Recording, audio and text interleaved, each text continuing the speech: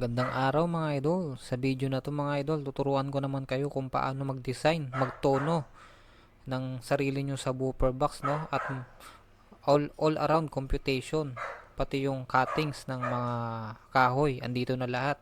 So kung beginners ka, tapos nahihirapan ka mag-compute, napakadaming gagawin at magulo, yung mga formula, tapos gusto mo gumawa ng box, andito na yung sagot mga idol. Ipilapan mo lang lahat ng mga kailangan dito, no? Tapos magagawa na yung ganitong design mo. Ayan. Kung gaano kalaki yung gusto mong design at yung tono, no, importante para maging maganda yung output nung speaker mo, nung sound.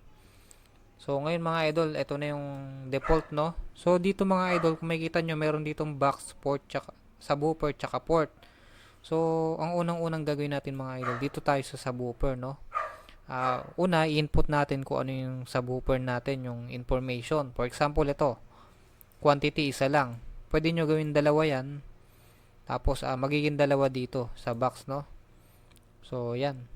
For example, ganyan, no? So, ganun kasimple mga idol. Mag-i-input lang tayo dito. Okay, gagawa tayo ng sample. Isa lang muna, no? Tapos, ang speaker natin ay 12 inches. Yan. Tapos dito mga idol, dahil 12 inches, may mga step back yan, no, para do sa bracket na pagtitornilyuhan. So, palagyan natin 11 inches yung butas, hindi to. So, yan. Tapos yung mounting depth, ibig sabihin ng mounting depth mga idol, ito yung kung gaano kahaba dito, no, yung magnet niya. Kung pag pumasok siyang ganyan, ito siya. Kung gaano kahaba yung speaker nyo, yung mismong depth ng speaker nyo. So, pagpalagay natin na 5 lang, no?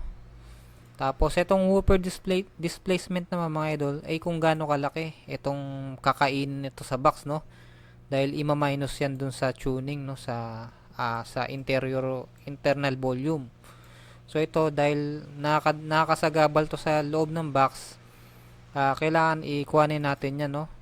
For example mga idol, estimate lang muna natin, no? Yung mga D12 kasi ang estimate niyan 0.15, no, 0.1 to 15 yung displacement niya. Ibig sabihin ito yung kain nito sa box, itong laki nito mismo.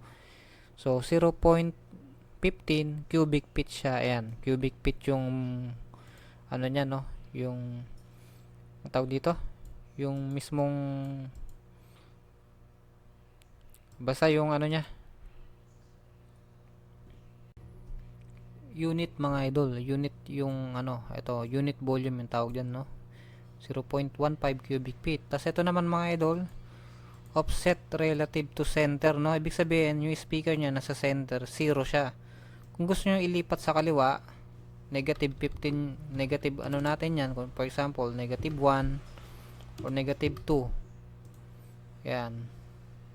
Ayan, kung nakikita nyo, gumilid siya, no, ng konti, no? Kung gusto niyo naman sa kanan, positive naman, 5 lang. Yan, 5. Yan, nasa kanan na siya, oh. So, okay, center muna tayo, no, mga idol. So, yan. Okay, dito kung may brand kayo ng speaker nyo, pwede nyo ilagay dito, no. Choose nyo. So, hindi muna tayo maglalagay ng brand mga idol kasi customize lang naman to. Okay, dito naman tayo sa port mga idol. So, dito yung klase ng port natin ay pipe. Ayan, pag ganun. So, mali ito. So, pipe. Kung gusto nyo sa front, pwede sa front. Yan. O, yan, no. Sa front siya, no. So, kung gusto nyo sa right lang muna tayo, no. Tapos, quantity, isa lang. Tapos ito importante mga idol, no. Dito natin input kung anong gusto nating tuning. For example, 30 Hz. No, kung yung speaker nyo ay nasa 20, 25, 30. So, pinakamagandang frequency tuning niya sa box ay 30. Okay, dito naman tayo sa pipe diameter. Ito, D3 lang to, no? Standard para sa D12 na speaker. 3 inch diameter lang natin to. Yan, check natin. So, yan, 3 inch diameter siya. Kaso, nandito siya. Ang gagawin natin dito, ipupull natin to, no? 0 lang natin to. Ayan, 0 na. Ayan, nandun na siya, oh. So, dito mga idol, wala na kayong gagalawin dito, no? Kasi 30 Hz siya. So, ayan, automatic siya nag-tuning, no? Kung gaano kalaki yung pipe niya, no? So, kung gusto nyo 35, kunyari mas malalim pa, kunyari 25 Hz. So, tumaas yung port length niya, kung makikita nyo yan, bumaba siya, no? Dahil bumaba yung frequency, so lalaki yung port niya, pahaba din yung port length. Ayan, automatic na yun, wala kang gagalawin dyan mga idol. So, ito, balik natin sa 30, no? Okay na tayo sa port mga idol. Next naman sa box.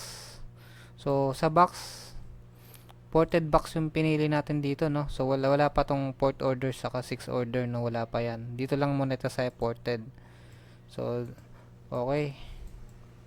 Sa box mga idol, for example, gusto ko mas mahaba. Ayan, habaan natin. For example, 30.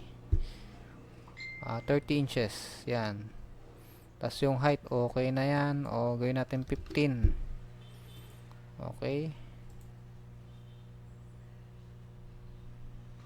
Ayan, 2.3 kasi net volume, no? Pero kung gusto mong ano to, edit to,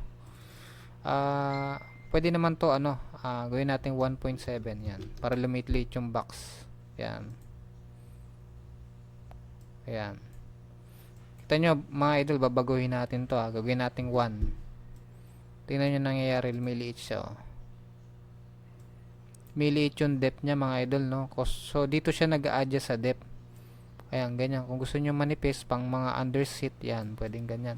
So, ang minimum ng mga idol, ang minimum ng dito, yung net volume pag D12 ay 1.5, no? Pag ported. Pag sealed, 1. So, dito, dapat to 1.5. Ayan, hanggang dyan lang siya talaga. So, yan ang pinaka the best. Kasi pag binabaan mo pa to sa 1.5, tas D12 speaker mo ay wala na yun, sabog na tunog nyon, di na siya maganda. So balik tayo sa 2. Ay mga idol, balik tayo sa 2. So ayun mga idol, ganyan na yung itsura nya, no? Tapos materials, ito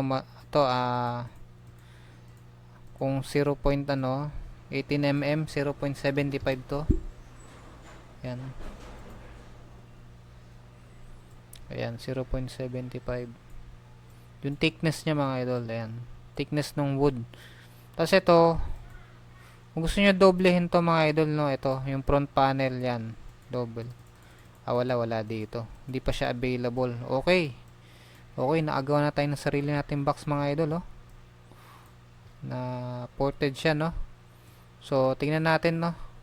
Ito na sa baba yung info niya mga idol. So, ayan. Yung 30 inches by 15. Tapos ito na. Dito na lahat. Tapos yan, 30 Hz tuning. Tapos ito yung port area niya. Tapos 3 inches yung diameter yung air tube. Tapos kung gaano siya kalapad, yung air tube niya 7.6 inches. So, ayan. Sarili na kayong design mga idol, no? At hindi lang yan natatapos mga idol, no? Andito yung plan. Ayan. Ito yung pinaka-importante mga idol. Tingnan nyo naman kung gaano kagaling to. Detalyado na mga idol. Ayan, andyan yung mga cut, no? Ito yung details kung gaano, kung ano yung makakatin nyo. 2 pirasong button. Ayan, ganyan yung sukat. Tapos 2 pirasong rear. Tsaka front yan, no? So, ayan yung sukat niya pareho. Tapos 2 pirasong left and right. So, ganyan siya mga idol, Ayan yung kakatin nyo. Ayan yung sukat mismo, exact size, no? So, yun. Ganun kadali mga idol, yung pag-design dito sa Subbox Pro. Kahit beginners ka, mag-input ka lang dito. Hindi mo na kailangan mag-design ng plan. Mag-input ka lang ng mga numbers dyan. Mga kailangan mo, like tuning, yung net volume, yung laki ng box, thickness ng plywood mo. So, andyan na lahat, no? Ito, isa-isay nyo lang tong tatlo na to. I-fill out nyo lang yung mga kailangan niya, yung mga kailangan dyan. Tapos, maagawa na kayo ng ganitong design na box. So, ganun kasimple mga idol. So, yun. At isa pa, may papakita ako sa inyo mga idol. Meron na kasi dito mga gawa, no? Punta tayo sa home. Okay, meron na dito mga gawa ng ibang tao, no? Pwede nyo siyang pwede tayong mag-explore. Okay, for example, ito, punta tayo sa 12 inches. Okay, tingnan natin to. Walang picture. Okay, okay. Tingin tayo ng isa. Ito yung design niya. Teka lang, may nakita ako dun sa ano eh, sa harap eh. Ito mga idol oh. Siguro ito yung mga sikat na design no. Ayan. I-click lang natin yan. Tapos yan, pwede na natin gawin yung sarili niyang design no. L-ported to oh. Ayan. Pwede tayo magtingin ng ibang design no, ng mga tao dyan. Mga in-upload lang din nila. Andyan ang lahat din ng info, yung mga cutting info. Ayan. Ayan, dito meron pa dito oh. So, yun. Kung ayaw nyo gumawa ng sarili nyong customized box, pwede naman kayo dito pumunta, no? Dito sa more subwoofer box. Yan. Tapos kung ilang inches speaker nyo, for example, 10 inches, puro 10 inches lang lalabas lahat dyan, no? Pero kasi wala kasing picture eh, sa una eh. Meron lang dito, ito katulad nito. Yan. 10 inches to mga idol. Yan. Yan, dual siya.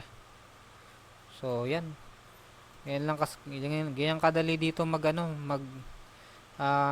ng mga idol. Paggagawa kayo ng box, no? Eto mga idol, pag nagmamadali lang ako, for example, nagmamadali ako magawa ng plan, ito yung ginagamit ko. Pero, ang ginagamit ko talaga mga idol, yung SketchUp. So, ito kasi, madali rin dito, pero maganda kasi sa SketchUp, ikaw mismo magdi-design ng ng sarili mong design. Mas maganda kasi mano-mano. Dito kasi sobrang dali. Bagay na bagay sa inyo to mga idol, lalo na pag beginners pa lang kayo, no, mag DIY. Ito na lang gamitin nyo, yung Sabox Pro. So yun mga idol, maraming salamat sa panonood ng video na to. Sana may natutunan kayo dito sa video na to kung paano mag-design ng sariling subwoofer box at magtono at alamin kung anong mga cuttings ang kailangan nyo. So yun lang mga idol.